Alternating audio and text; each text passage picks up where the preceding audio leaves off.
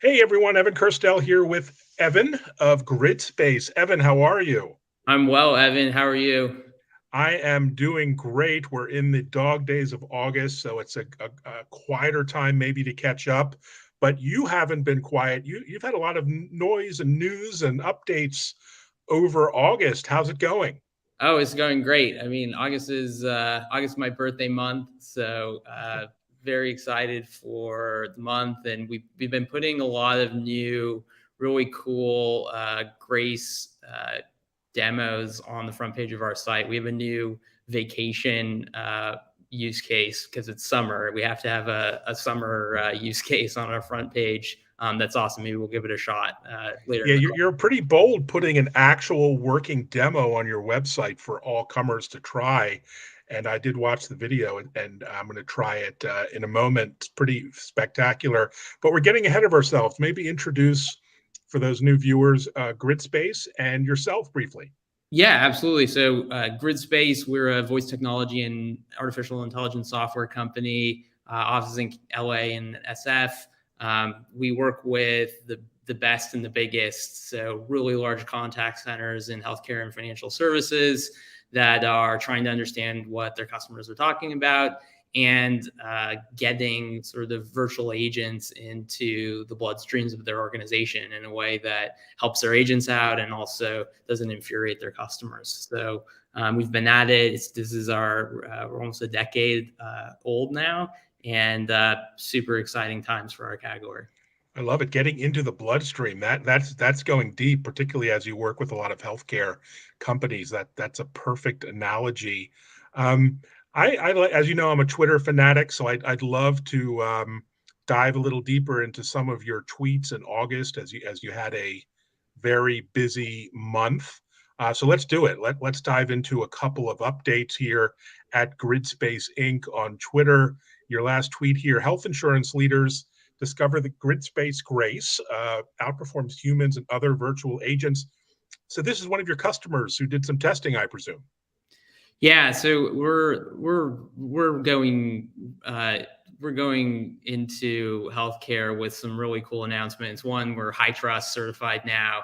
Not a lot of folks know it, but we're high trust down to the metal. So Gridspace is one of the only companies that makes all its own telephony, all its own conversational dialogue systems. We make our own ASR, and we're really excited to be high trust now. And then we also announced a new SOC 2 for virtual agents. So with these healthcare companies, I mean, they've had probably the toughest staffing problems of any industry in the last 2 years. I mean, they're short on nurses, they're short on doctors, they're short on administrators.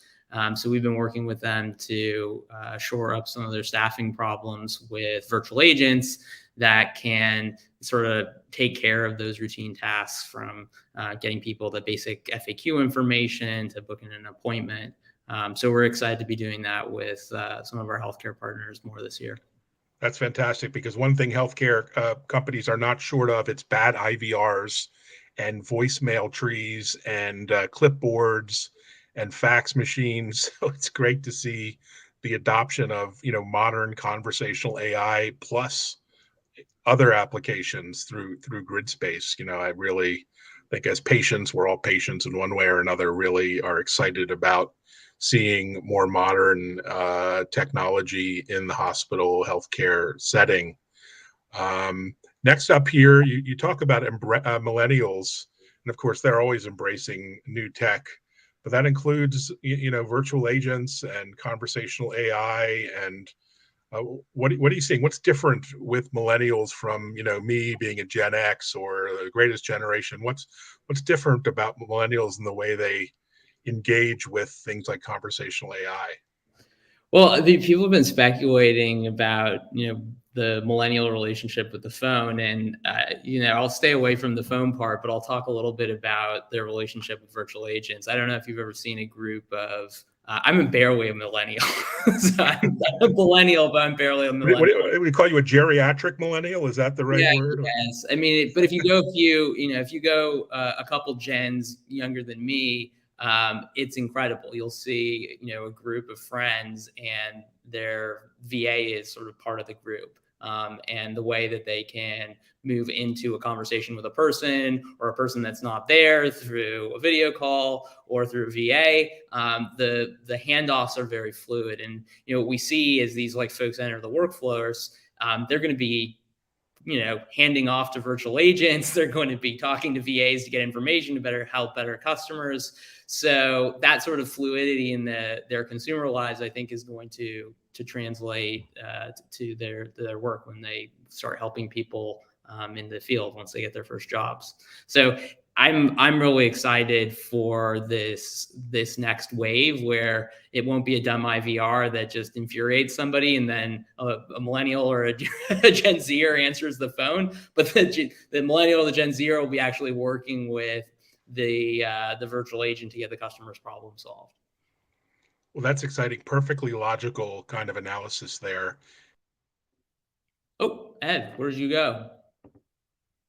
All right, this is the part where we have the color bars. Evan's going to be back in just a second.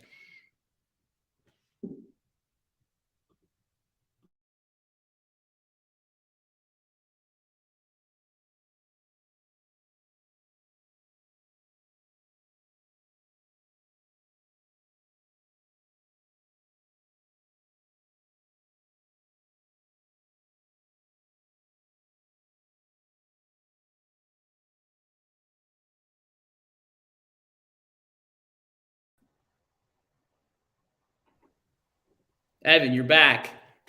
I'm back. We had our first glitch, so I'm not sure what happened there, but no worries. Stream is still live, as we see there.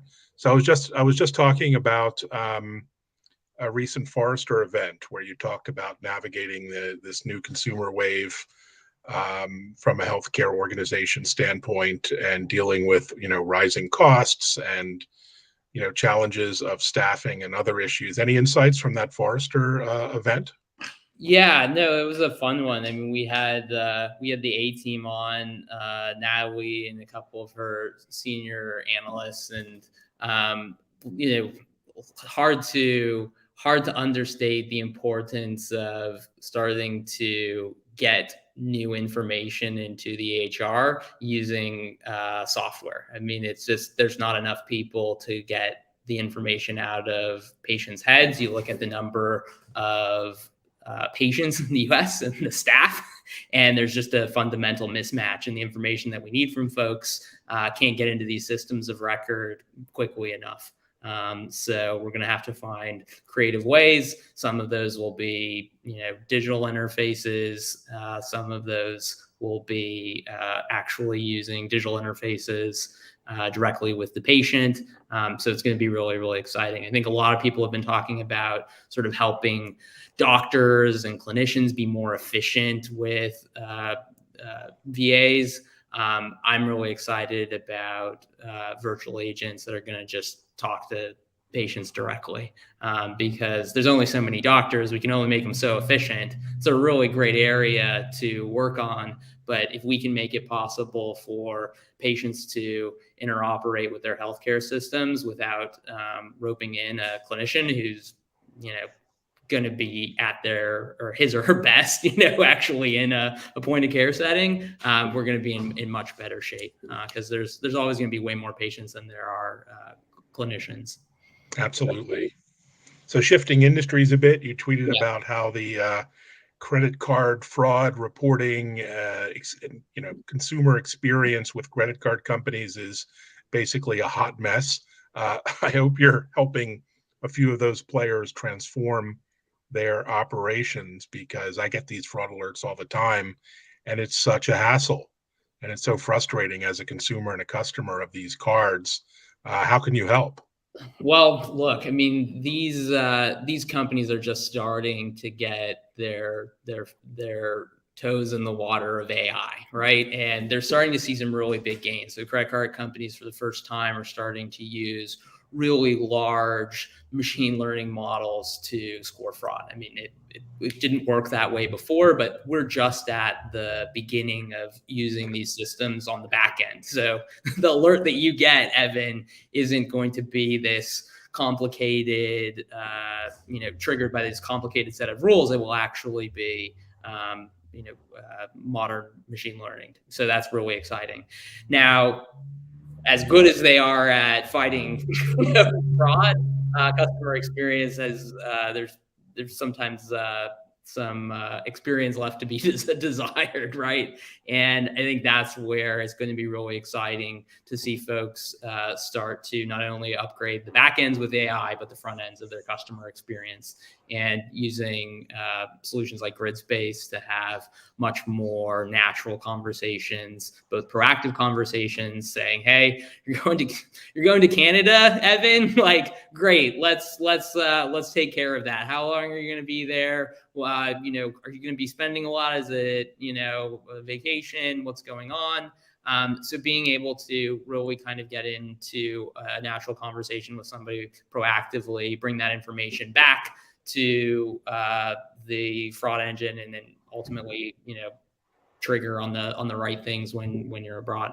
So I think those systems are going to talk to each other in a much cleaner way. But we have to acknowledge just the elephant in the room, which is these companies are at the very, very beginning of getting these technologies into their bloodstreams. Well, I can't wait. I mean, that's going to be just a huge opportunity for all of us. Here's another tweet earlier from this month where you're automating clinical trial patient screening with a virtual agent.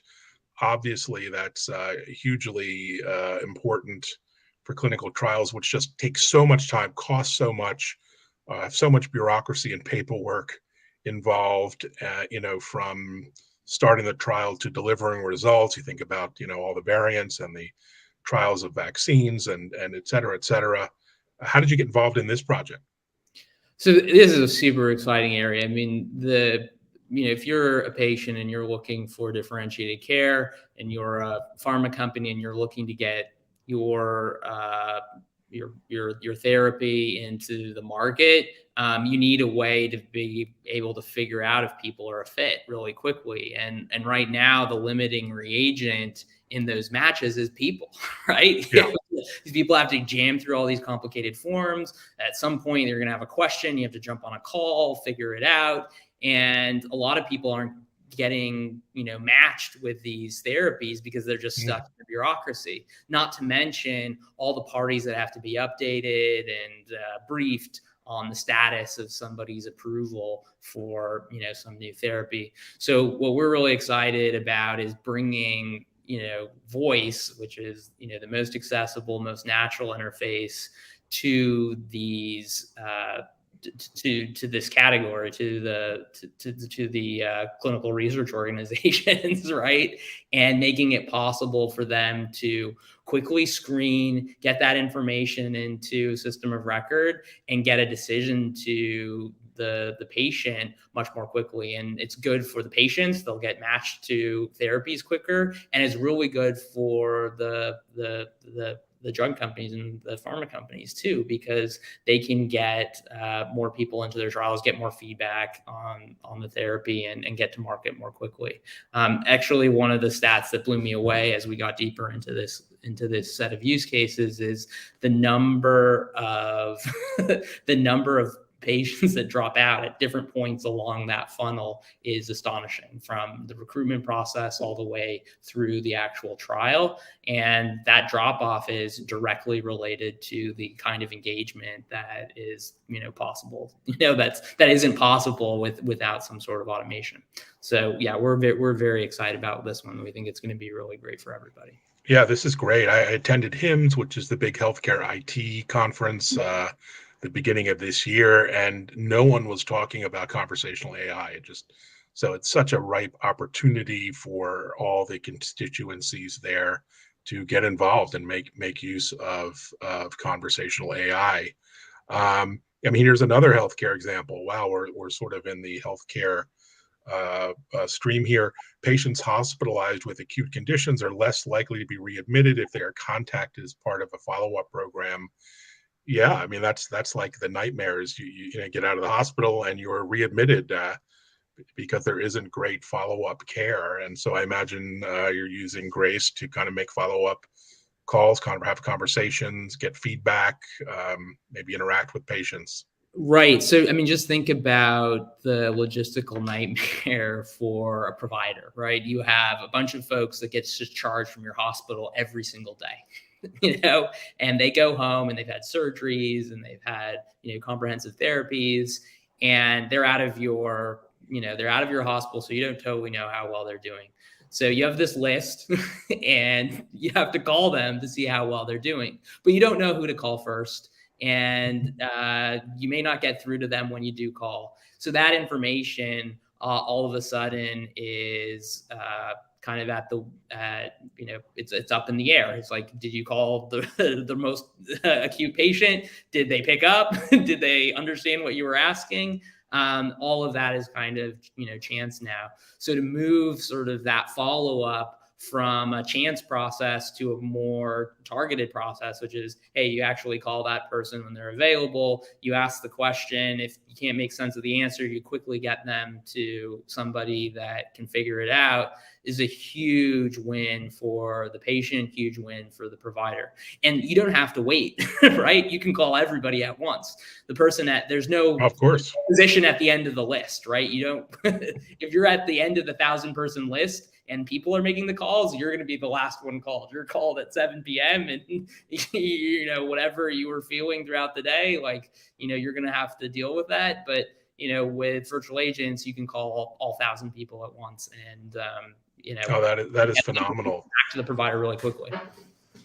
Yeah, I can see so many opportunities for enhancing the patient experience and care. So yeah, wonderful work there. Continuing on our tour of August, let's look at some of the other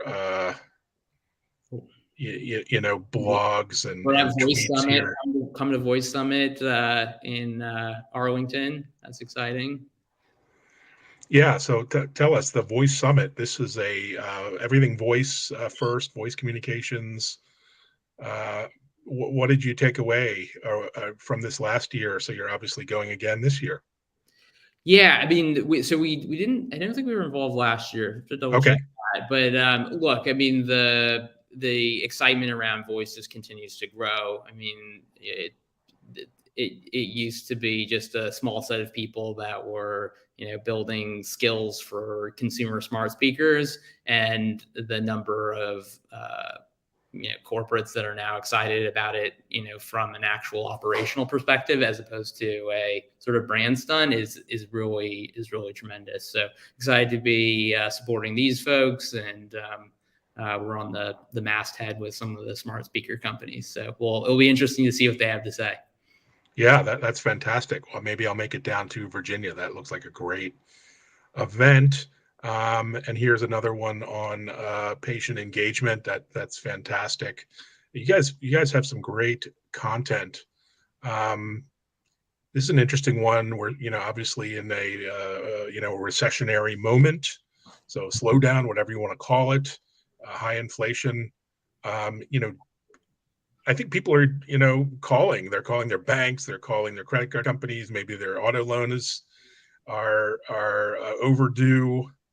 Yeah, how do you handle all those extra calls and inquiries and late payments and all that kind of thing in this difficult period? I guess Grace handles the calls with some grace. Is that a pun intended there? What's your thinking there on I like that. We haven't used that play on words before.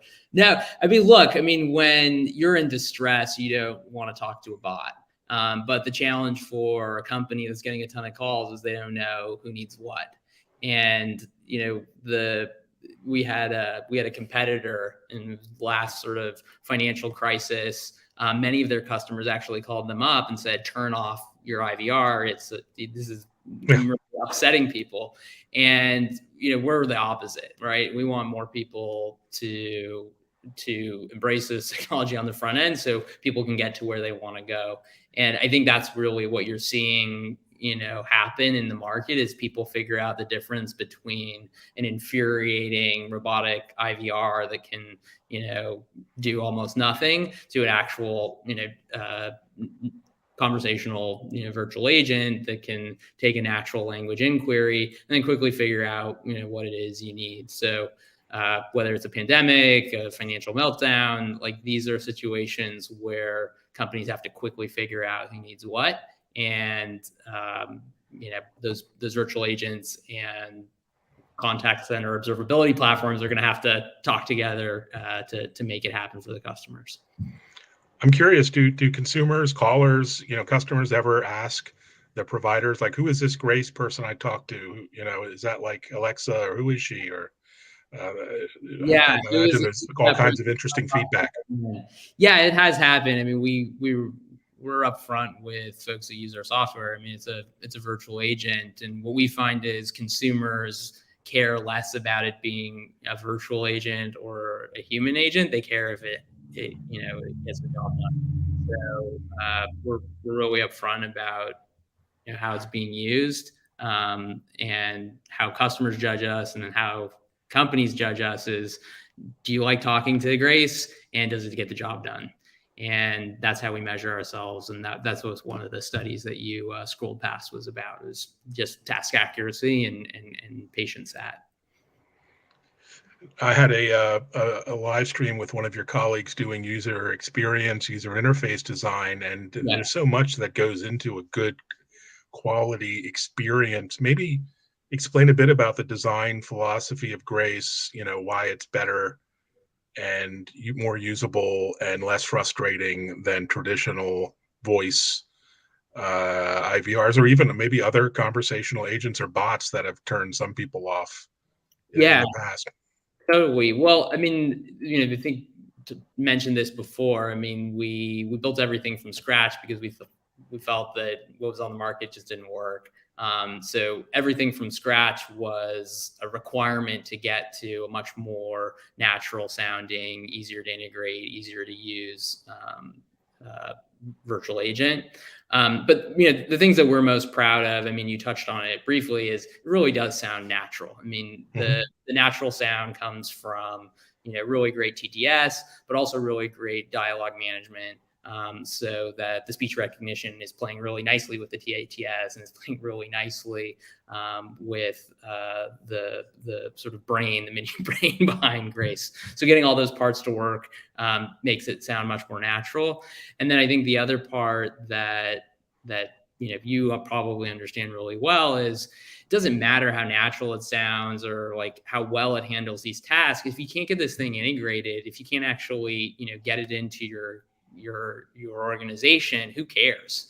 And we've gone to really extreme lengths to make it super, super easy to get going with. And some of that comes from our background in voice telephony. Some of that comes from our background integrating into these systems of record, whether they're CRM systems for somebody doing customer outreach, or an EHR for patient outreach. So we have a lot of experience sort of making not only the pipes that make the telephony work, but also the pipes that get the sort of fulfillment data into these virtual agents. So that's a really big part of it too. And then, I think the biggest thing in these regulated industries is security. I mean, you really want to make sure that the thing that you're talking to is going to perform really well and not slip up because of some bespoke integration. And you look at the voice stacks of many companies, and it's all these different vendors and all these bespoke integrations. There's a lot of places where things can go wrong. So what we've heard from the market is we want fewer vendors, not more, and we want something that's more complete and more integrated to be able to so we can worry about it less. So I think we're seeing less appetite for, hey, I want to do this bespoke change management project, and more appetite for, I want something that gets me state of the art, but also doesn't involve an 18-month high risk transformation project. Fantastic. And you talk a lot about voice observability as well as, of course, agents. Explain to the viewers what voice observability is and why it's so important when it comes to virtual agents. Yeah. So, I mean, Evan, this. I mean, we got our start making software that just listened. The original technology that we worked on was conversational speech recognition at massive scale. So understanding conversations between real people. And when we went to market with these contact centers, our goal was to make it really, really easy for these operators, whether you're a senior executive or you're a frontline agent, to get access to the conversations that were driving their business. And that was really difficult to do without really, really good conversational speech recognition, really great natural language understanding, really great search, really easy to use interfaces. So that's where we got our start and made it possible for us to start modeling conversations in a way that would eventually make it into the Gridspace Grace product, where we can not only understand conversations, but actually automate a conversation with a virtual agent in a natural way. So, the advantage there is kind of twofold. One is the virtual agents sound a lot better, and you can use the same observability technology on both the virtual agents and the calls that are still handled by the really talented frontline agents. Yeah, that's very powerful. And I think you work with everyone from the contact center infrastructure, networking, cloud PBX side of the world. You're pretty agnostic.